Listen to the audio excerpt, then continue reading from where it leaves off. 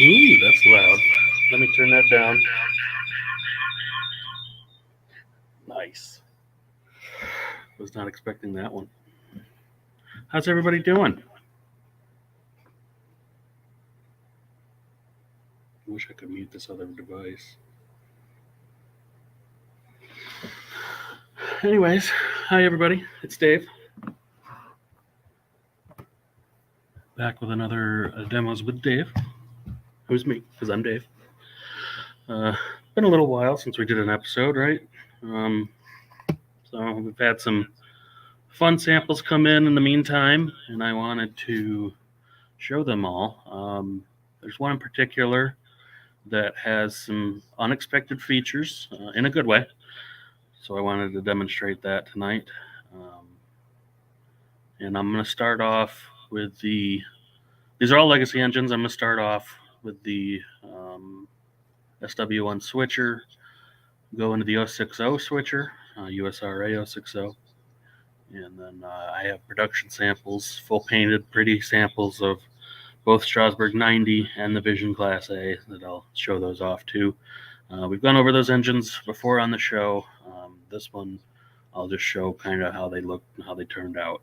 So, all right, so let's get started. I'm going to set up the train camera here so you guys can see the chooches when I bring them on track. Get some power. I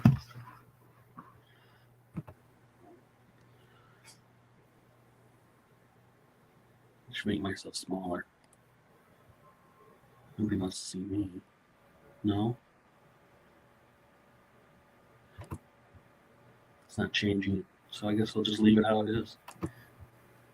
No, wrong way.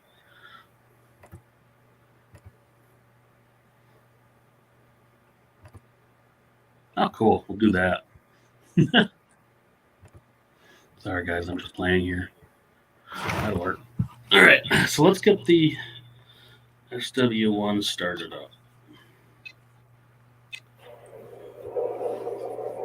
Now, the SW1 is a new to us locomotive. This was in our tooling acquisition that we got from MTH.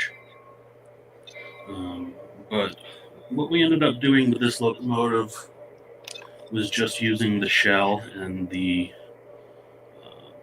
kind of the detail parts. And everything under that, we have used our motors, our trucks, our frame. So it's got the typical legacy features, just under a SW1 body, which I'm driving the opposite direction, which is why you can't see it on screen.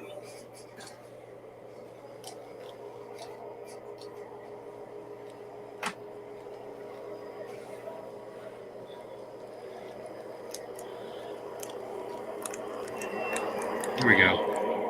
Actually get the engine I'm talking about on screen here. It helps. So actually pretty excited about this little engine. The body, like I said, we did get from MTH. And it's quite well detailed now. This is an EP, which is an engineering prototype. So there are detail parts missing. There's no tanks on the side of the fuel. You can see the holes here where the grab irons will be, and there'll be irons on all the ends, front and back, etc. This is just for us to do our code and sound work with. But it is a smaller engine than other engines we've had on this basic frame before, including the NW2, the SW7, some others that we've done. So it was a lot more difficult fitting the electronics inside of this engine. But we were able to do it. So it has the full legacy package. It has a Mabuchi motor with both trucks being powered. It does have the pickup rollers and track IR. We do have the full legacy smoke system in it. The OGSU, so it comes out the main stack. Full size 40mm speaker underneath the crew figures in the cab.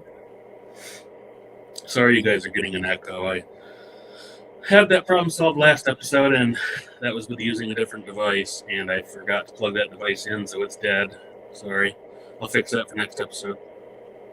But back to this engine, we got front and rear electric couplers. The switches are underneath this hatch here. That, of course, the hands are big. But, run program, smoke on, off, and Bluetooth on, off are in there. So let me just run through some of the features real quick.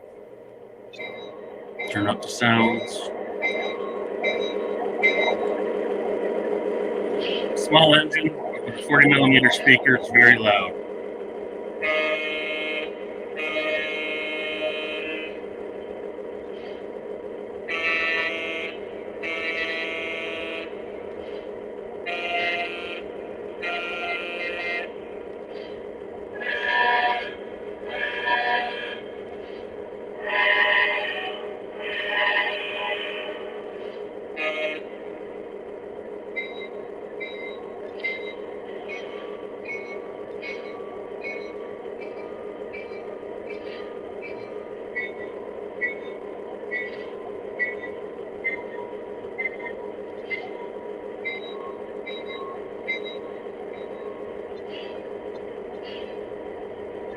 Operator, all hand brakes are knocked off. Can I roll? Over.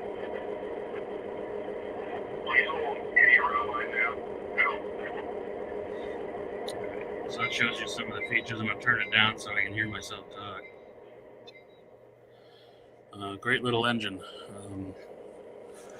Does have SKU-specific details. I know we did a variation of road names for this. Some with like single headlights, dual headlights, whether it has the strobe on the roof or not, which, by the way, the strobe light can be turned on and off from a remote. If you hold down aux2 to go into the lighting menu, and the strobe lights for the roof on and off there, and the buttons on the right. And it will be the same when we use the Cab 3 app. You'll hold down aux2 to open up the lighting menu and get all those different options. So, nice little switcher. These are in production now, and probably going to see them end of November, beginning of December, somewhere in there. So, one that I like. But let's get this guy out of the way and talk about the engine that I really wanted to have the show about tonight.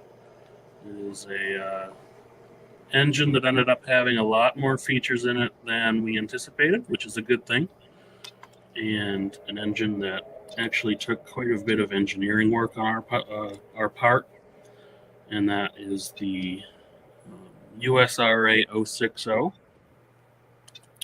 which is another former MTH tooling.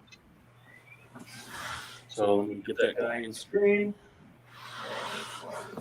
Now, while that guy is rolling in screen, I do want to talk real quick about both the SW1 and the 060 switcher being switcher engines. So what that means is they are programmed and geared to run more slowly.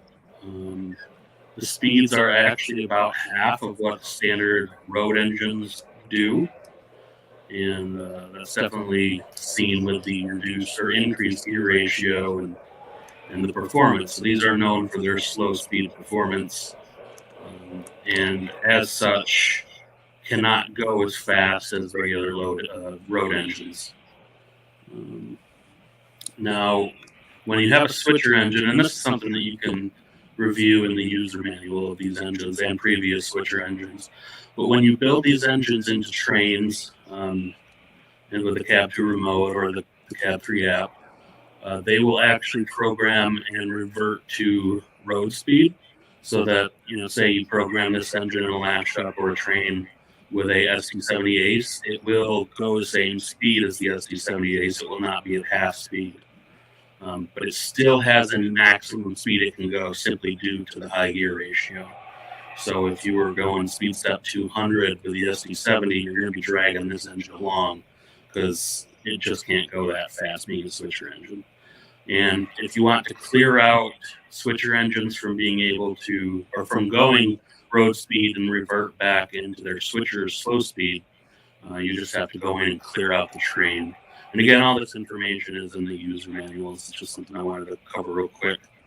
But this is the USRA 060.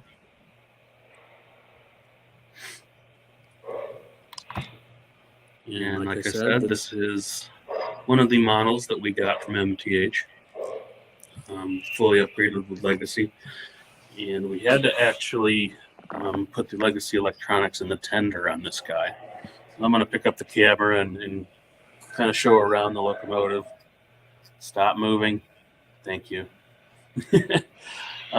One thing you'll notice down here is that I'm going to take the camera out of the tripod.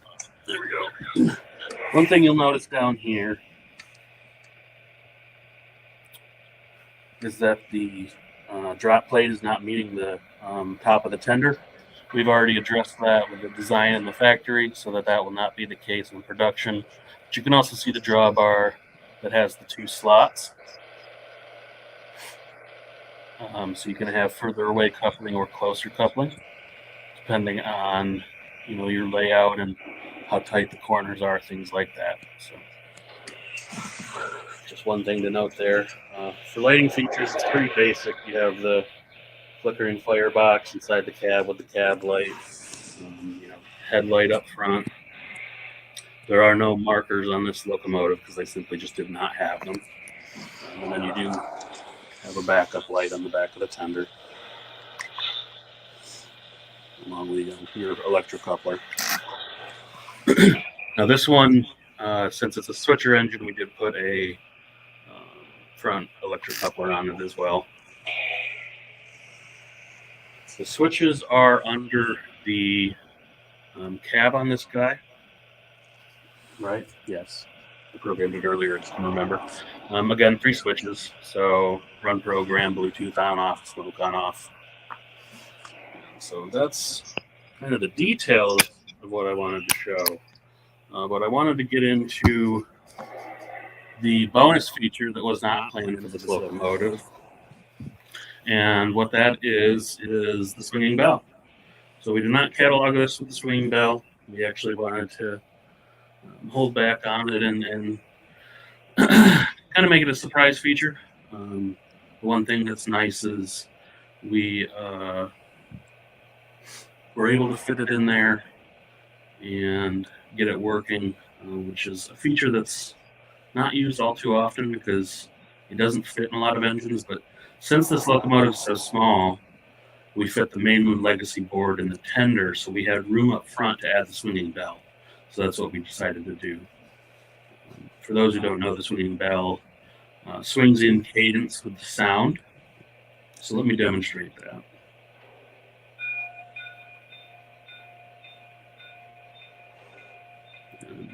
Now the video might be choppy depending on connection, but that's what you'll see. Now with the cab 2 remote and the cab 3 app will have it as well. With the swinging bell, the bell button is pressure sensitive.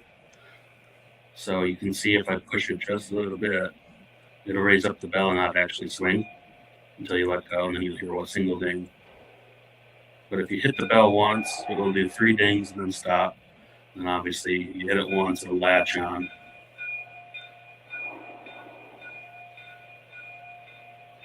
So pretty neat, and it does work for all of the bell pitches that we put. So let me swing the bell and run through it.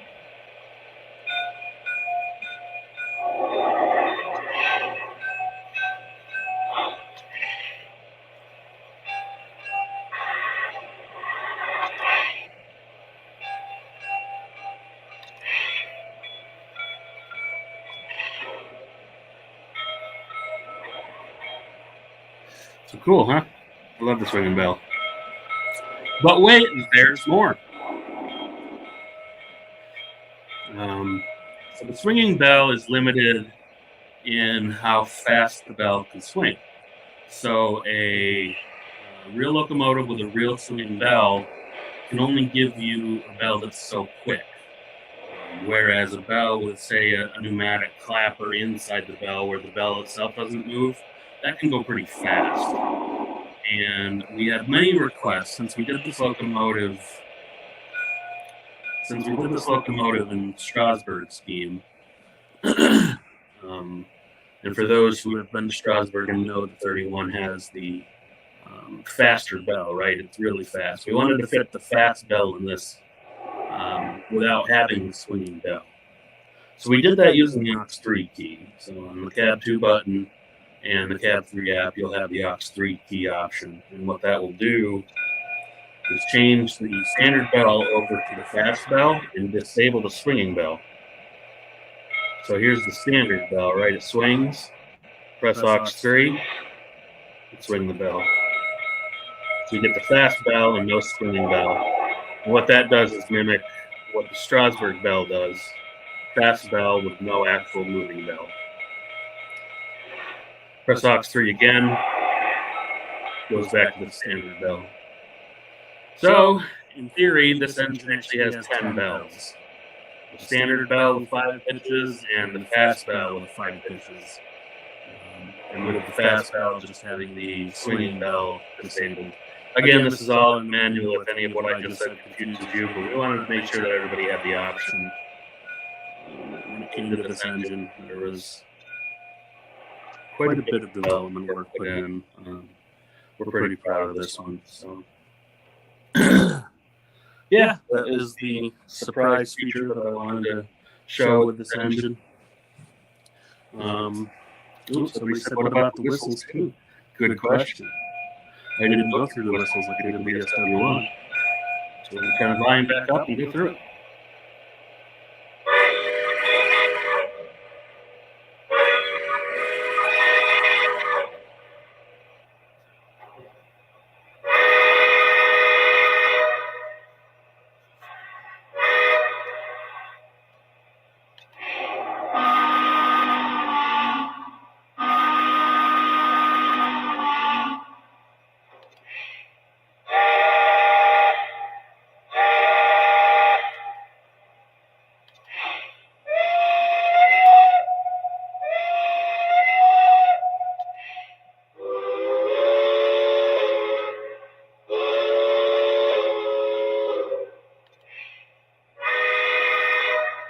So, yep, it has all the bells and whistles.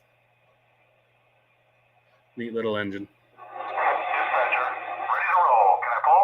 Over. We're waiting for a work extra to get in the clear. Hold for my signal. Now. Now, one last thing I want to talk about with this engine before I pull it out and go to the next one. Since the legacy electronics are in the tender of this locomotive, you might have saw it earlier underneath the drop plate. There is a wired tether, and that wired tether, we've used wired tethers before, like on the Pennsylvania B6060. There was a 4-pin drawbar tether, and other locomotives have had it as well. But since the legacy electronics in this guy are in the tender, we had to put a much larger pin count tether there. So this is actually a 20-pin connector, but we put Superflex wire on there so that the wires will last a long time going around corners and moving, and a connector that's actually pretty easy to both plug in and disconnect. So we're pretty excited with how this one turned out, and confident in the choice of connector and harness to make sure that it lasts for many years. So first time we've, at least in that I can remember, first time we've done an engine where the electronics were in the tender like that, and still putting all of the added features in the guy. So wrong way.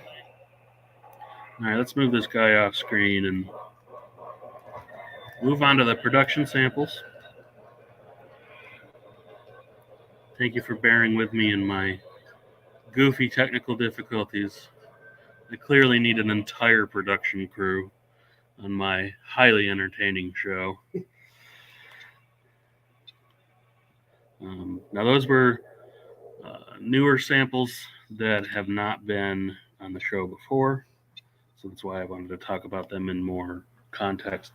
But the next two samples are production samples, both of which I've shown on the show before, but these are samples as they will ship to people. So the full color, full deco, final audio sets, all of the fun stuff. So the first one I'm going to show is a long-awaited engine. I've seen Many people in the comments are already asking about Strasbourg 90. So let's bring it in and talk about it. Come on, little guy. I think I forgot to turn the sounds on.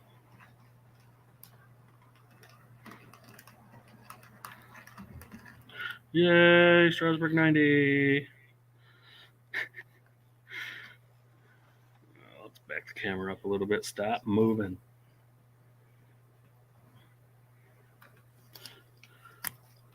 So let's start the sound system up. There we go.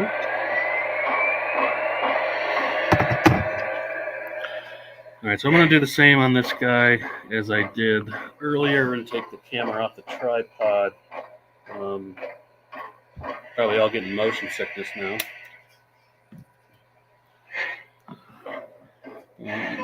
But let's go over the features. Now, you're going to notice a few oopsies, like the handrails and stuff in the front being a little messed up.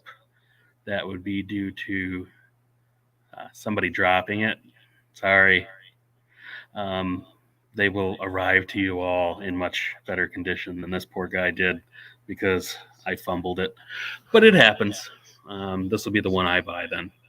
Probably not. Anyways, lots of detail gone into this locomotive, from very fine detail in the pilot and up through the smoke box. This does have the bicolor marker lights. I have it set to white right now.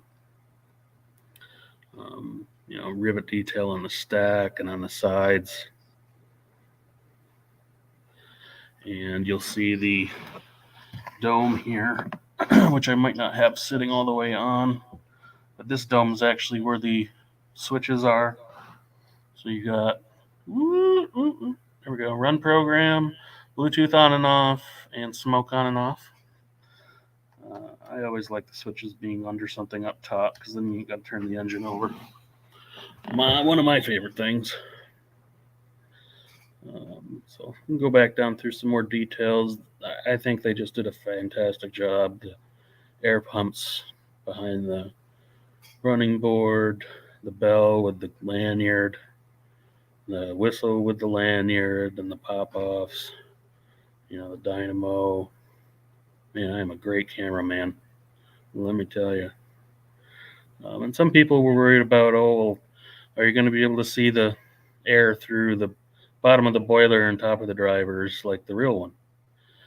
And you can for the most part. And we had to put a gearbox somewhere, right? So that's where the gearbox is. So not quite as complete of a gap in there as the real 90, but not terrible either. I mean, it is a model train that has to do things. So now this sample that we got, it's a Great Western 90, as you see. Crew cab, and I like the small details of the moving side windows, deflectors, whatever they are. And this one has a drop plate as well. This one reaches the deck fine. Lots of detail in there on the back head and flickering firebox. Real coal load on the Great Western tender. A lot of detail on the front of the tender as well. All the way back to I like the rear light. It's kind of up on the stand, and it is an operating rear light. So pretty nice. Nothing under the hatch, but it does open. And the rear markers are bicolor as well. And to that, you can go to the aux2 menu again, press the tender, change between white and red as you want. Rear electric coupler, and like is standard on the rest of our locomotives in the legacy line, this does have the scale coupler compatibility. So you can take the electric coupler off if you want, throw on a KD, and it'll include the mounting hardware to do so. One new feature or a detail that we added that I think we should add to a lot more engines is the chain in between the body and the truck, the side frame. So we added those where appropriate. And it was really nice. We worked with the Strasbourg Railroad directly, and they provided us with all the drawings of the real one. So that obviously helped to get this model really accurate. And something I'm excited about. I mean, this thing was in the C2 catalog last year, right? And we already launched this catalog this year. So it's been a bit of a delay, and a lot of that was simply due to it being new tooling. And you say, well, Dave, it's not new tooling. This is a brass hybrid. Well, we still had to tool up things like the frame, right? So even though the body's made out of brass, the rest of it is die cast. The frame and gearbox, we have back drivable gearboxes, and for high reliability, high quality, we like to have the whole thing die cast. It holds up better over time. So that's why we continue to have die cast frames. But unlike in the rest of the brass hybrids we've done where we had an existing frame and we were able to put a different brass body on it, we did not have a 210 frame. Yes, we did get some from MTH, but the Strasbourg 90 is not a Russian decapod, so that's why we had to have a new frame with different driver spacings and the like. So that's why this one has taken so long, but it is, well, we got the production sample, right? So these are just about complete, and we'll be heading on the water here soon if they're not already. And standard travel times on the water right now are 45 days to 60 days. So middle November to beginning of December, these will be here, and excited. Can't wait for them to get here. 90 does not have the swinging bell, but it does have whistle steam, and it was big enough to actually fit the electronics in there in the boiler instead of having to put it in the tender like we did with the 060. So standard legacy engine from that point of view. Beautiful locomotive, and I'm sure all of you that ordered one will be excited to get yours here in a couple of months. So let me move that on out and move on to the next production sample. And the next production sample I'm actually going to bring in as a pair just because I have them coupled. But I have the Vision Line Class A.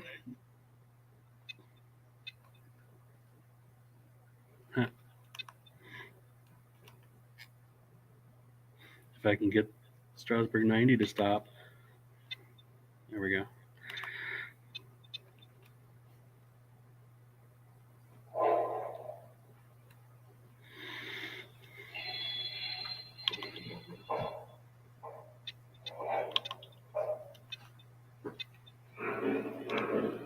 There we go.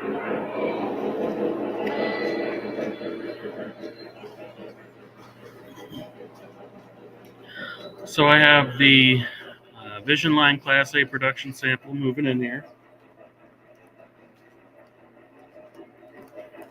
And this is NNW 1200. Beautiful engine. Another one I'm very happy about. Again, I'm going to take the camera off the tripod. You'd think I'd learn where this button is to release the phone by now. There we go. So there she is, Class A. Like I said, this is NNW 1200.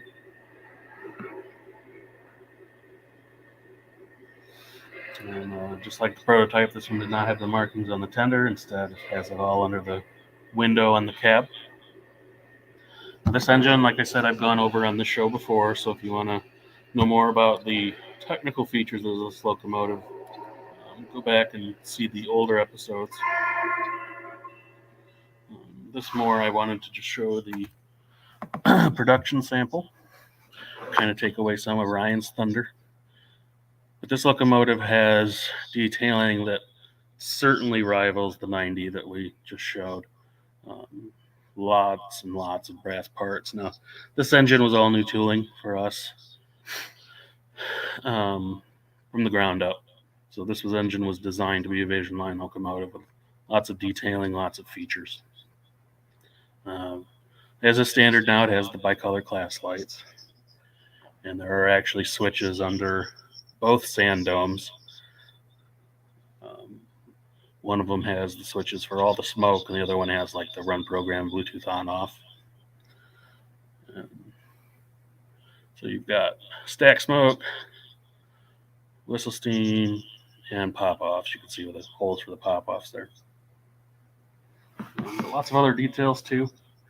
One change we made from the catalog version to the production version was to remove what was just a box covering this detail here. But instead we broke it out and did all that detail. Flickering firebox in there as well. Along with the ash pan glow this one has when it's moving. Real cool. Take this note off, you can see the opening hatches on the roof. See kind of some of the detail there in the cab. It's hard when there's a tender in the way. There's lots of detail on the back head. And drop plate as well. I like the air tank here behind the doghouse. And the doghouse has a crew figure in it. And that light inside the doghouse can be turned on and off with both a Cab 2 or the Cab 3 app. And nothing under there, but this guy has the opening water hatches too on the tender as well. And just like the previous engines, this one has the ability for a scale coupler. Take the electric coupler off, and it comes with the mounting hardware for a KD. So, very nice locomotive. Another one I'm really glad to see. And turned out better than we could have hoped. Sorry for the echo and the noises. Okay.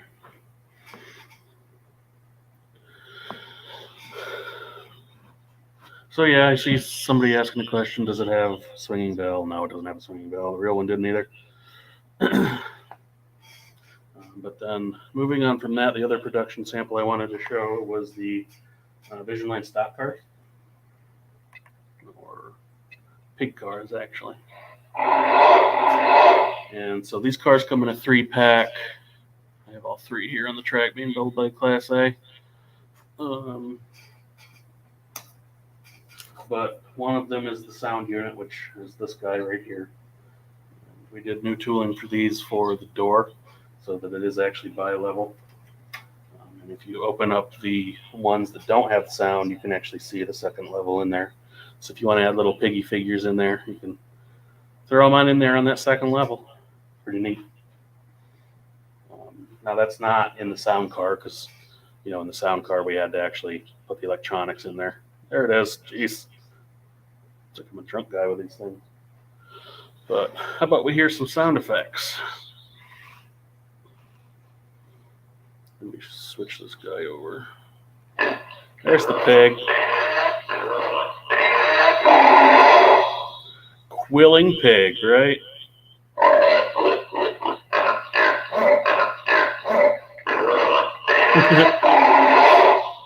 That's ridiculous. I love it. It's just ridiculous. You get a special sound too if you press the aux3 key. Ooh, angry piggy. These we have fun with these. It's really sad. It's not sad. It's just fun how much. I mean, we've done quilling cow, quilling chicken, quilling horse, quilling reindeer. Now we're doing pigs. We got to think of more animals. We'll just keep doing as long as we can keep just thinking of more animals. It's awesome. But we also did custom crew sock for these as well. So let me run through some of that. All right, boys, round them up and herd them in.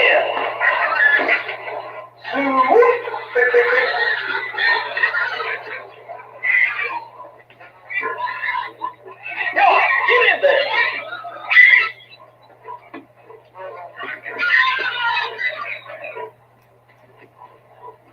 Keep them coming. We're done here. Don't fall in there, boy. That pig will eat you.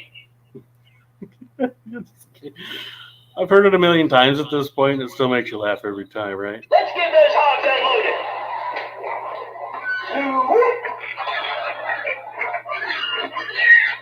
All righty. We got empty cars and we're on time. So that was a little bonus project to show. Oh, goodness. All right, so that does it. That does it for samples for the evening.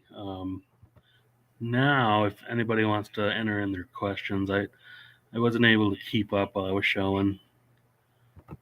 There we go. All right.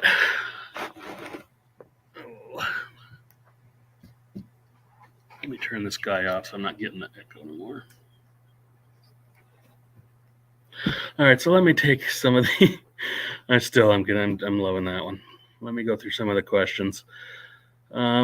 Strasbourg 90, I know. I think I already mentioned when that was shipping, and the Class A is going to be the same.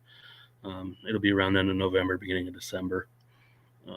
That one also is, so you see the production sample here, which means the production is wrapping up and shipping soon.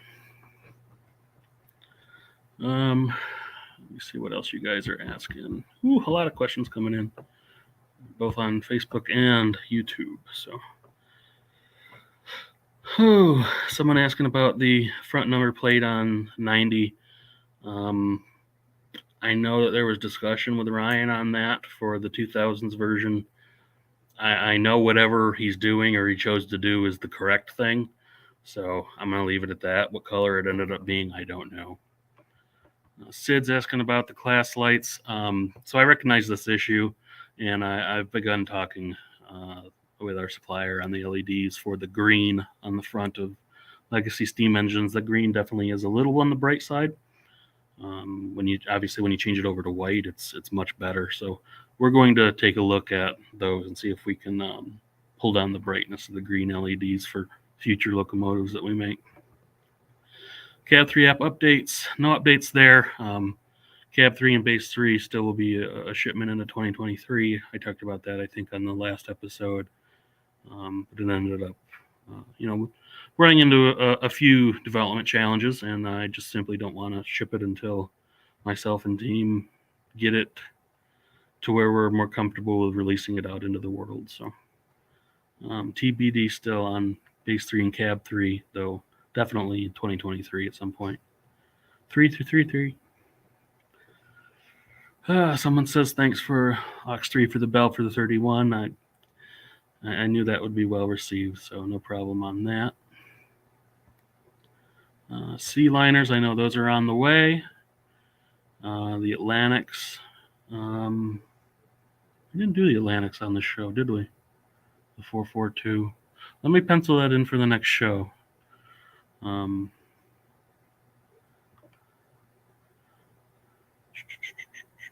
Love the pig sounds. F40PH, we also have production samples on the way here. They just haven't arrived yet. Do you do these recordings of voices, Dave, or do you farm those out? Ha, ha, ha. I only provide the voices for the actual animals. I make a very good squealing pig. That's awesome. Target date for the 06. So I think everything I showed here tonight is going to make it this year. So anywhere beginning of November on through middle of December. So somewhere in there for all of these samples that you saw tonight.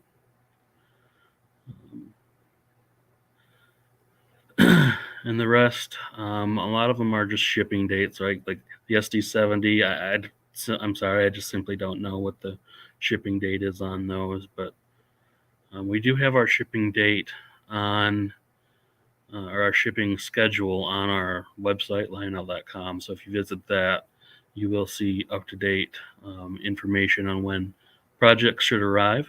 So definitely want to go there if you want more specific dates on when things are supposed to hit our docks. So anyways, thanks for having fun and with me. Thanks for joining in tonight.